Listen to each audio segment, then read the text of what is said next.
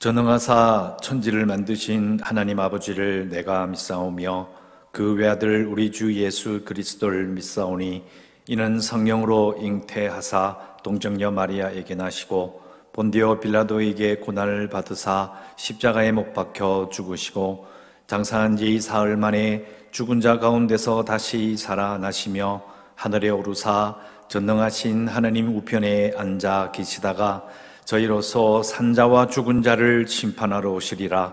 성령을 믿사오며 거룩한 공예와 성도가 서로 교통하는 것과 죄를 사하여 주시는 것과 몸이 다시 사는 것과 영원히 사는 것을 믿사옵나이다. 아멘.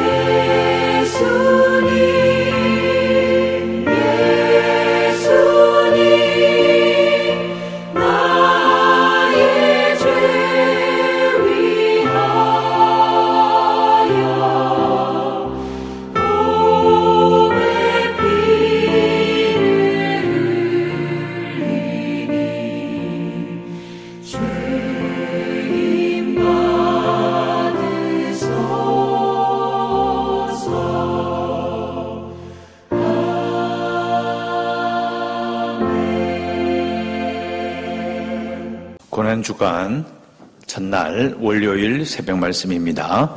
마가복음 11장 15절에서 25절까지 말씀을 한 절씩 교독합니다. 제가 먼저 15절 말씀 읽습니다. 그들이 예루살렘에 들어가니라. 예수께서 성전에 들어가사 성전 안에서 매매하는 자들을 내쫓으시며 돈 바꾸는 자들의 상과 비둘기 파는 자들의 의자를 둘러 엎으시며 아무나 물건을 가지고 성전 안으로 지나다님을 허락하지 아니하고 이에 가르쳐 이르시되 기록된 바 내 집은 만민이 기도하는 집이라 칭함을 받으리라고 하지 아니하였느냐.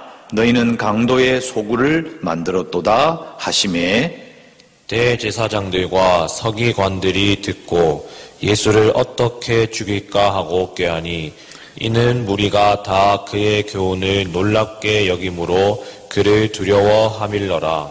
그리고 날이 저물매 그들이 성 밖으로 나가더라. 그들이 아침에 지나갈 때에 무화과 나무가 뿌리째 마른 것을 보고 베드로가 생각이 나서 여짜오되 랍비여 보소서 저주하신 무화과 나무가 말랐나이다.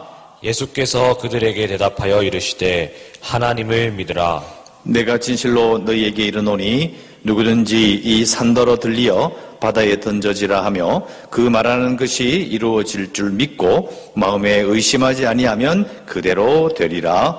그러므로 내가 너희에게 말하노니 무엇이든지 기도하고 구하는 것은 받은 줄로 믿으라. 그리하면 너희에게 그대로 되니라.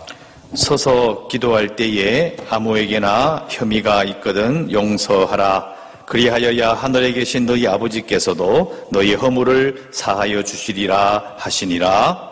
아멘.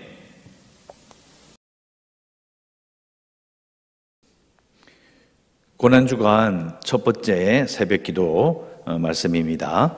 내가 성전이다라는 제목으로 말씀을 드리고자 합니다.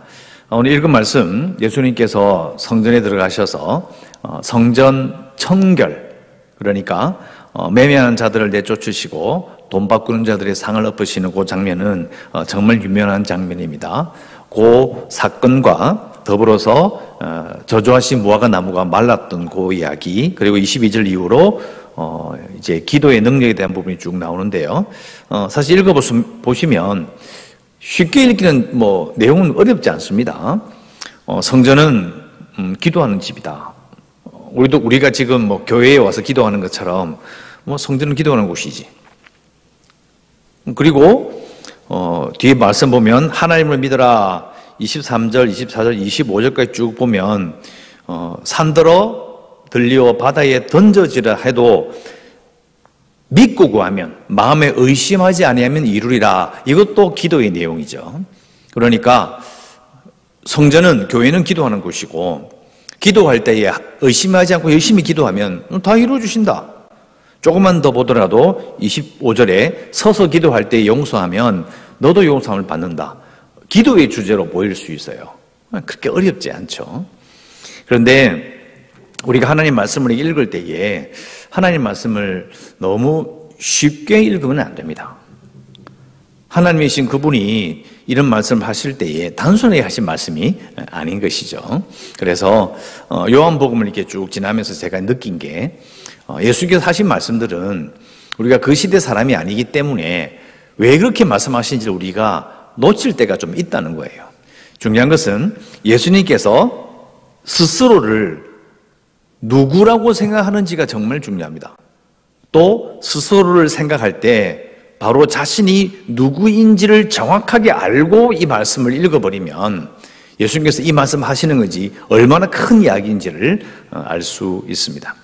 먼저 우리가 오늘 말씀을 이해하려면요, 요한복음 말씀에 보면 예수님께서 이렇게 말씀하셨죠. 성전을 보면서 이렇게 말씀하셨습니다. 너희가 이 성전을 헐어라. 내가 4월 동안 일으키리라. 2장 19절에 나오죠. 그 말을 들은 유대인들이 난리가 났습니다. 그래서 하는 말이 이 성전은 46년 동안 지었거늘 네가 3일 동안에 일으키겠느냐.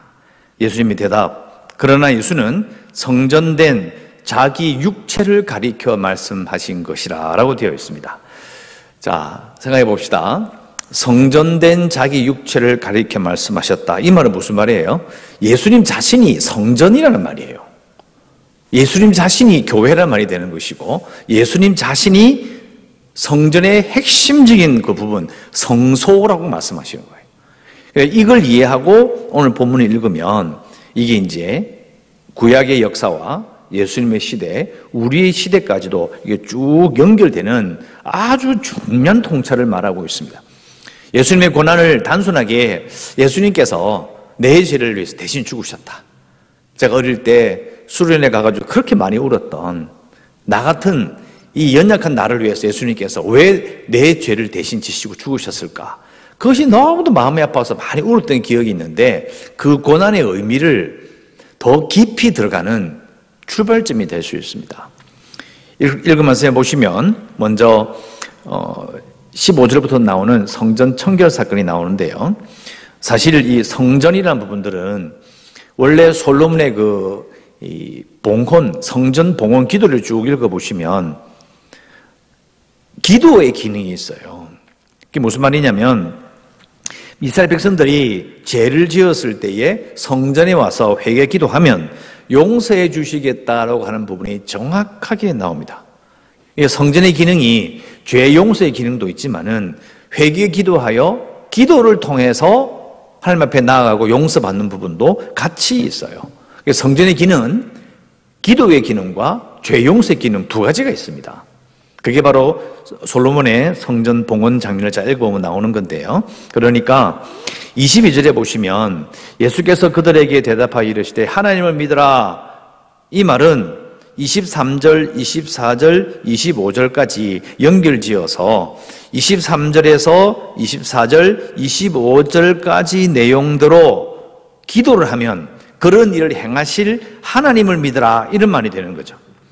이 말은 반대로 말하면요, 솔로몬이 성전을 봉헌할 때 했던 그 기도의 능력과 성전의 기도의 기능이 지금 예수님의 시대 때의 이 성전에는 그 기능이 상실됐다는 것을 가지고 있어요. 그리고 좀 이것을 이해하면 25절에 무서운 말이 나와요. 25절에 보면 서서 기도할 때에 아무에게나 혐의가 있거든 용서하라. 그리하여야 하늘에 계신 너희 아버지께서도 너희 허물을 사하여 주시리라. 여러분 잘 생각해 보세요. 성전의 두 번째 기능은 속죄입니다. 죄 용서를 받는 건데요. 여기 25절에는 성전의 속죄 제사에 대한 언급이 없어요. 그냥 기도할 때에 누군가를 용서하면 니도 용서 받는다는 거예요.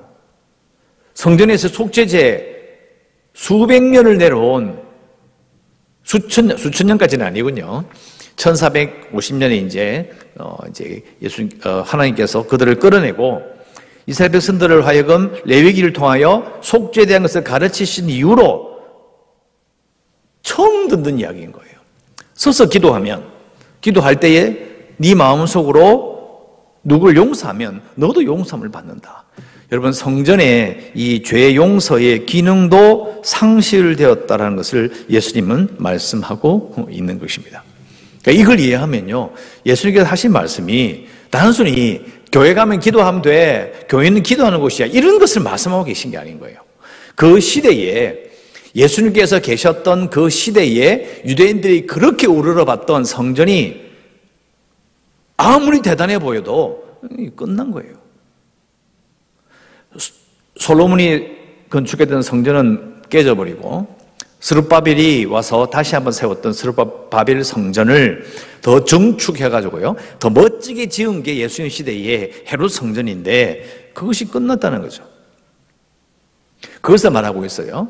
앞에 말씀드린 것처럼 기도의 기능도 깨졌고 그 다음에 죄 용서, 속죄의 기능도 깨졌어요. 자, 그런데 좀 더 깊이 말하면 여러분 어디를 보느냐 하면 17절에 보시면 내 집은 만민이 기도하는 집이라 칭함을 받으리라. 이 말씀은 이사야에 나오는 말씀인데요. 자, 만민이 기도한다라는 것이 정말 중요합니다. 만민은 영어 성경을 보면 그러면 모든 나라들이에요. 우리가 쓰는 어려운 말로는 열국, 열방이라고 해요. 그러니까 이스라엘 백성들이 제사장 나라가 되고 그 제사장 나라를 둘러싸고 있는 모든 열국들, 만민들이 이스라엘 백성들의 이스라엘 그 나라의 인도함을 따라서 하나님을 예배하는 곳이 성전인 거예요. 그런데 유대인들은 어떻게 이야기하죠? 자기들만이 하나님을 예배할 수 있다. 자기들만이 성전의 소유자라고 주장을 해요. 목사님 그렇게 말한 적은 없는 것 같은데요. 여러분, 유대인들이 이렇게 이야기하잖아요. 유대인이 되어야 한다고요. 유대인이 되어서 할례를 받아야만 들어올 수 있는 거예요. 이방인이라고 무조건 배척한 것이 아니라 유대인이 되라는 거죠. 유대교에 입문하고 들어와야 예배할 수 있다는 거예요. 구약 성경에는 그런 말이 없어요. 제사장 나라라는 그 출애굽기에 나오는 그 말씀을 잘 생각해 보면 성전의 기능은요, 누가 소유하는 게 아니라 온 나라 백성들이, 이스라엘 백성들, 제사장 된 나라가 하나님을 예배하도록 그들이 이끌면 예배하는 중심지가 성전인 거예요. 자기들이 마음대로 소유하는 거죠. 성전의 기도의 기능을 상실했고요. 그 다음에 속죄대의 기능을 상실했고, 하나님이 원래 말씀하셨던 제사장 나라가 되어서 하나님을 예배하도록 열방을 모든 나라를 이끌어야 하는 하나님의 그 뜻도 사실은 망각해버렸다고 볼 수 있습니다. 그래서 예수님께서 말씀하시는 거죠. 무화과 나무를 저주한 사건이 바로 그걸 말하는 겁니다. 무화과 나무를 저주하시죠. 잎은 무성한데 열매는 없다. 예수님께서 갑자기 그 불쌍한 그 무화과 나무를 저주하시는 거죠. 저도 어릴 때 그게 이해가 안 되는데 이 뜻이 뭐냐? 바로 유대 종교가 잎은 무성한데 열매가 없는 것과 같다라고 하여서 그것을 상징하는 것입니다. 결국은 예수님께서 하신 말씀들 모든 것들은요, 아까 말씀드린 것처럼 성전된 자기 육체라고 말씀하셨잖아요. 고난받고 죽으시고, 그것이 뭐냐? 성전을 무너뜨리는, 이스라엘 백성들이, 유대인들이 대단하게 보는 그 헤롯 성전을 박살내는 것을 비유하시는 거예요. 성전된 몸으로 입은, 이 땅에 오셔서 육체를 계셨을 때 성전된 자기 육체가 완전히 부서짐을 말씀하시는 것이고, 그것이 완전히 부서진 다음에 사흘 동안에 다시 부활함을 통해서 지상 성전이 아닌 성전된 예수님 자신이 회복되는 거예요. 예수님이 성전이기 때문에 이런 말씀을 하실 수 있다라는 겁니다. 그래서 예수님의 고난과 죽으심은요, 우리의 죄를 대신 지시기 위함이다. 맞는 말이에요. 그런데 그걸 둘러싸고 있는 더 큰 의미가 뭐냐면, 우리의 속죄는, 우리의 구원은 어디서 이루어지나요? 성전 안에 있는 성소에서 이루어져요.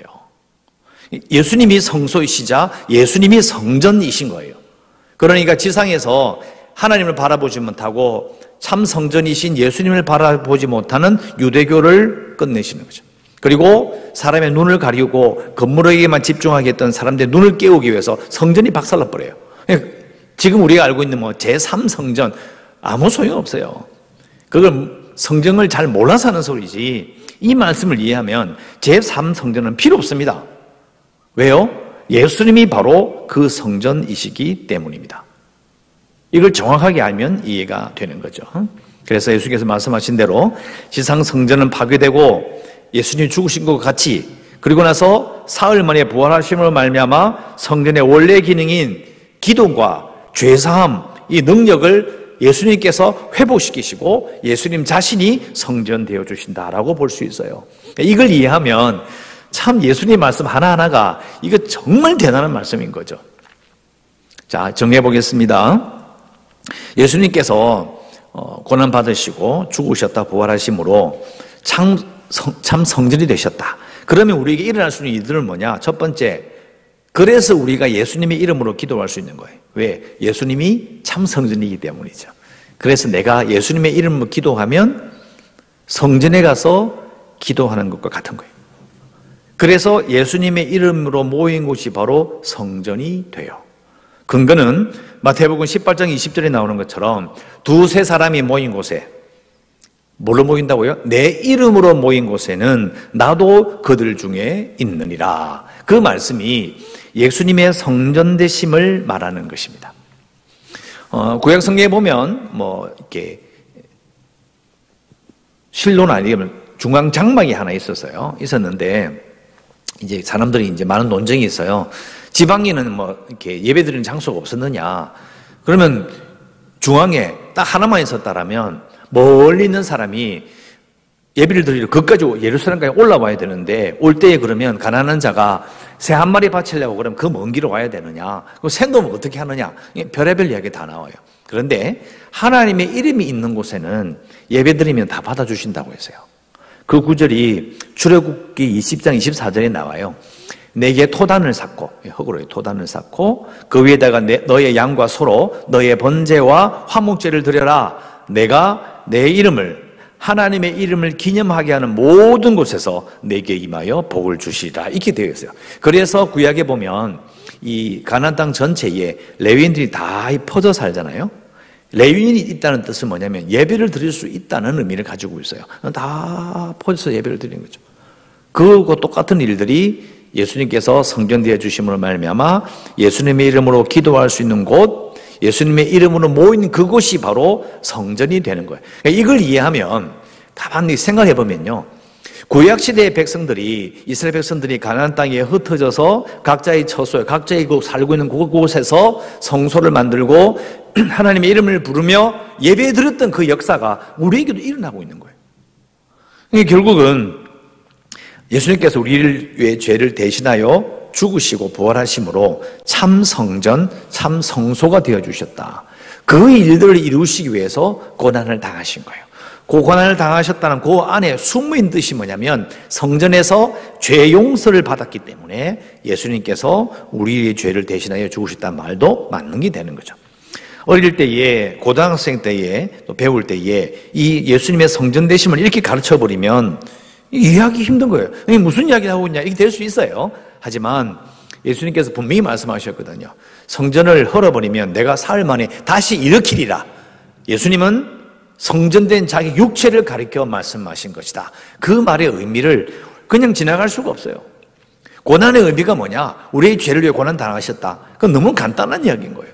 더 깊이 들어가면 그 고난을 말미암아 예수님께서 우리의 성전되어 주시고 예수님의 이름을 부르셔서 왜 우리의 기도를 들어주시느냐? 예수님이 힘이 있어서 하나님이 아무개가 내 아들 이름을 기도하네. 됐네. 그게 아니에요. 그건 너무 간단한 말이고 예수님이 자신이 성소가 되어 주시고 성전이 되어 주시기 때문에 예수님의 이름을 기도하면 그곳이 바로 성전이 되는 것이고 예수님의 이름을 모이는 곳이 바로 성전이 되는 것이죠.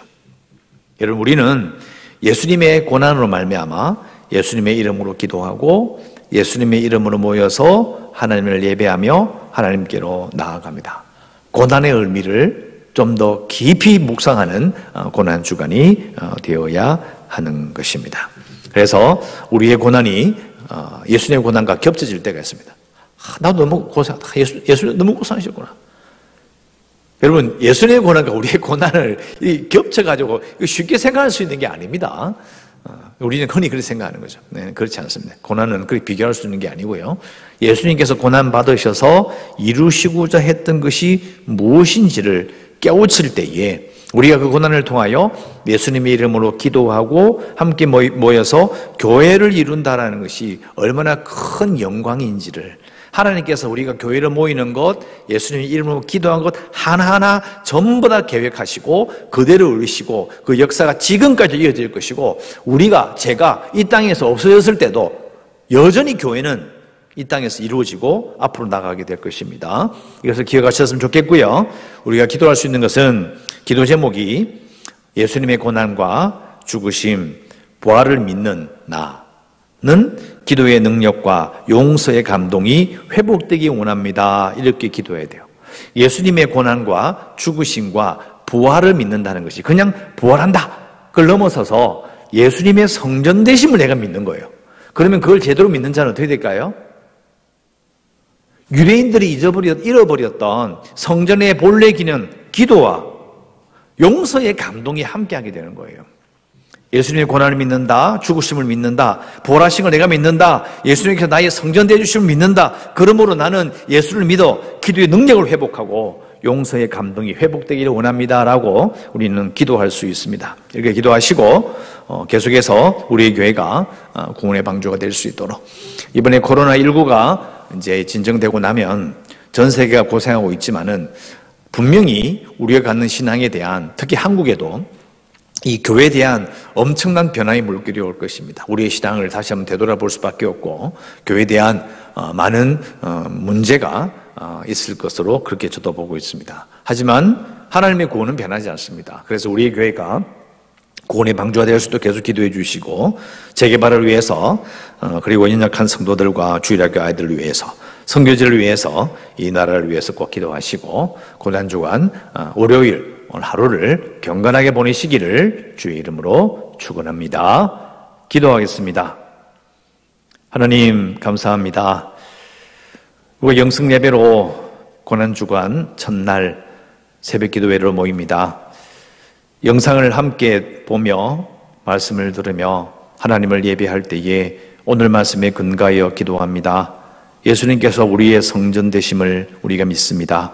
예수님의 고난과 죽으심과 부활을 통하여 참 성전 되신 예수님께서 회복되어지심을 우리가 믿으며 그런 말미암아 유대인들이 잃어버렸던 성전의 기도의 능력과 성전에서 용서의 놀라운 감동이 우리에게는 회복되기를 간절히 소원합니다. 코로나19로 말미암아 많은 어려움을 겪고 있습니다. 실망치 않게 해주시고 다시 만나서 예배드릴 때를 기다리게 하시고 온 교인들 코로나19에 걸리지 않고 건강하게 다시 만날 수 있도록 하나님이여 모두를 인도하여 주시옵소서. 예수님 이름으로 기도드리옵나이다. 아멘.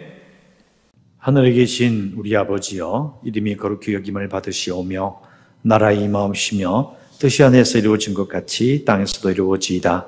오늘날 우리에게 일용할 양식을 주옵시고 우리가 우리에게 죄 지은 자를 사하여 준 것 같이 우리 죄를 사하여 주옵시고 우리를 시험에 들게 하지 마옵시고 다만 악에서 구하옵소서. 대개 나라와 권세와 영광이 아버지께 영원히 쌓옵나이다.